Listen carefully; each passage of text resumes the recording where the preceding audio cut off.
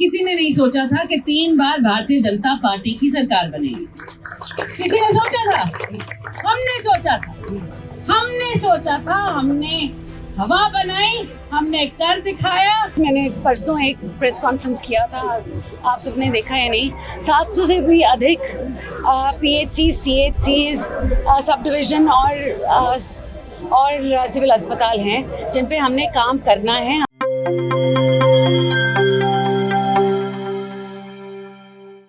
प्यारे दोस्तों, सादर अभिवादन। मैं हूं महेश कुमार वैद्य और आप देख रहे हैं NJP हरियाणा।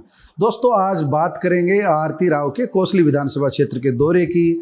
इस दौरे में वहां के विधायक यानी कोसली के विधायक अनिल यादव डहीना भी साथ रहे और कई गणमान्य लोग भी उनके साथ थे। भाजपा के कई पदाधिकारी भी उनके साथ थे। हम आपको बता दें कि कोसली में आज 3 स्थानों पर उनका दौरा था। सबसे पहले उनका दौरा धवाना के बाद वे जैनाबाद पहुंची और जैनाबाद के बाद उनका लूखी का कार्यक्रम था। मैं व्यक्तिगत रूप से उनके कार्यक्रमों में नहीं पहुंच पाया, लेकिन जो जानकारी मिली है, जो हमने वहां से हमारे साथियों ने जो रिपोर्ट भेजी है, वह रिपोर्ट ये बताती है कि आरती सिंह राव गूंगी गुड़िया नहीं है। जैसे कैप्टन अजय सिंह यादव के बेटे चिरंजीव राव को पहले बहुत हल्के में लिया जाता था, उनकी वाक कला, उनकी भाषण देने की कला, उस पर प्रश्न चिन्ह लगाया जाता था शुरुआती दौर में, और धीरे धीरे समय ने चिरंजीव राव को एक अच्छा वक्ता बनाया।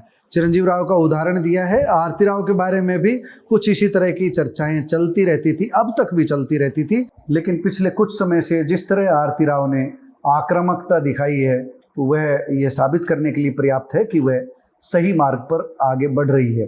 आरती राव ने जिस अंदाज में दिग्विजय सिंह को जवाब दिया, वह आप सब लोगों ने सुना ही होगा। दिग्विजय चौटाला ने सुझाव दिया था कि राव इंद्रजीत सिंह भारतीय जनता पार्टी से बगावत करें और अपनी लीडरशिप साबित करें। इसी पर आरती राव ने जवाब दिया था कि पहले दिग्विजय ये सोच लें कि राव इंद्रजीत का अनुभव उनकी उम्र से 2 गुना है, और वो बेबाकी से जवाब देने लगी है। उनकी आप टिप्पणी देखिए जो पिछले 2-3 दिन में हमने सुनी है।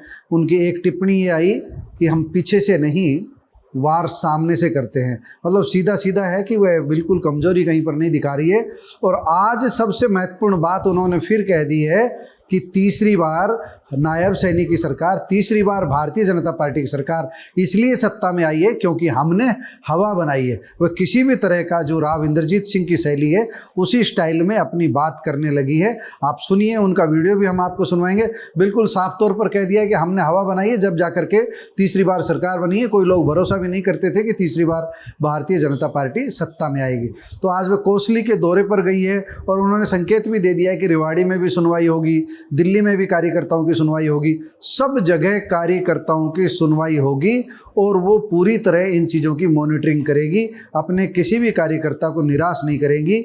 एक तरह से हम कह सकते हैं राव इंद्रजीत सिंह की विरासत को बहुत तेज़ी के साथ अपने कब्जे में, अपनी मुट्ठी में आरती राव लेने के लिए आतुर ही नहीं बल्कि लेती जा रही है। आप सुनिए आज उन्होंने कोसली के दौरे के दौरान क्या कुछ कहा, कुछ महत्वपूर्ण बातें आपको सुनवाते हैं। तो आप सभी से मेरे को धन्यवाद करना है कि किसी ने नहीं सोचा था कि 3 बार भारतीय जनता पार्टी की सरकार बनेगी। किसी ने सोचा था? हमने सोचा था, हमने हवा बनाई, हमने कर दिखाया और भारतीय जनता पार्टी की सरकार तीसरी बार लगातार बनी है आप सभी की बदौलत। उसके लिए बहुत बहुत बहुत धन्यवाद। और आज के दिन मैं बस चाय पे चर्चा किया, मैं बस मिलने आई थी आप सभी से। सरपंच साहब, आपसे मिलने आई थी और आप सबसे मिलके आज बहुत बहुत धन्य हुई हूँ। और आप जब भी मुझसे कुछ भी मांगे, आप जानते हैं रामपुरा में घर है, ऑफिस है, चंडीगढ़ में चलता है, दिल्ली में चलता है, डहीना में तो चलता ही है, डहीना में चले, रेवाड़ी में वहाँ भी चले, रेवाड़ी में भी चले। तो आप सभी को किसी चीज़ की भी ज़रूरत पड़े, हमेशा हमारे पास ज़रूर आइएगा, हम पूरी मदद करेंगे। आप सबका बहुत बहुत बहुत जी, मैं बहुत खुश हूँ। आज मैं गांव लुखी में आई हूँ, विधानसभा कोसली, और यहाँ पे जो प्यार और स्नेह और आशीर्वाद और सम्मान मुझे मिला है आज के, मैं बहुत बहुत अपने आप को धन्य महसूस करती हूँ।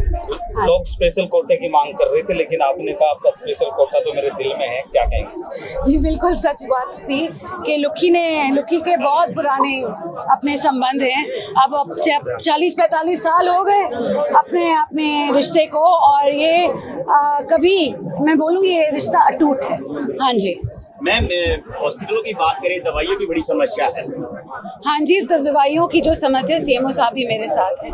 आज के दिन दवाइयों की समस्या नहीं, दवाइयों की डिस्ट्रीब्यूशन में समस्या है। तो मेरी कोशिश रहती है कि मैं सारी दवाइयाँ टाइम पे दे दूँ, मगर अगर वो नीचे तक नहीं पहुँच रही हैं तो मैंने सीएमओ सारे पूरे हरियाणा में ये कहा है कि PHCs और सब सेंटर लेवल तक ये डिस्ट्रीब्यूट अच्छी तरह होनी चाहिए, और जो डिस्ट्रीब्यूट नहीं कर रहा है, जो मांग आगे नहीं ला रहा है, उस पर बहुत ही स्ट्रिक्ट एक्शन होना चाहिए। आप नई PHCs बना रही हैं, लेकिन पुरानी कुछ PHCs हैं अभी गुड़ियानी के, और कई उदाहरण हैं जो किराए की बिल्डिंगों में चल रही हैं। नहीं, तो इसलिए ही मैंने परसों एक प्रेस कॉन्फ्रेंस किया था, आप सबने देखा है नहीं, 700 से भी अधिक PHCs, CHCs, सब डिवीज़न और सिविल अस्पताल हैं जिन पे हमने काम करना है। हमने ज़ीरो इन कर लिए हैं कि जिनके काम बिल्कुल जर्जर हो चुकी है बिल्डिंगें, जो किसी और के किराए के कमरों में चल रही हैं, तो हम इस पे जल्द से जल्द काम करेंगे। आपने आरती राव की बातें सुनी, और दूसरी बात 19 जुलाई को आरती राव अटेली भी जा रही हैं अपने विधानसभा क्षेत्र में, कार्यकर्ताओं से भी शायद संवाद करेंगी। लेकिन हम आपको एक चीज़ बता दें, ये बहुत ज़रूरी है, भगवानपुर में जब से धरना शुरू हुआ है आरती राव ने सक्रियता बढ़ाई है।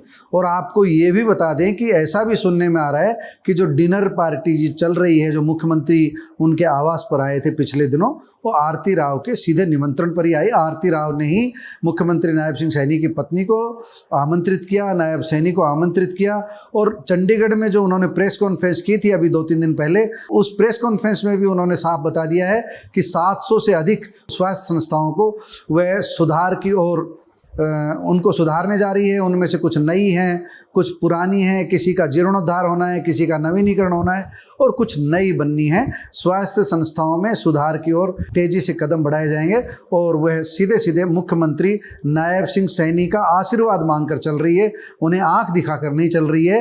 लेकिन इतनी दब्बू प्रवृत्ति भी नहीं दिखाएगी जो खुलकर वह ये कहने से चूक जाए कि तीसरी बार उनकी वजह से सरकार नहीं बनी। वह सीधे कह रही है कि हवा हमने बनाई है, और इस हवा बनाने की बात में बहुत कुछ छुपा हुआ है। नमस्कार, धन्यवाद।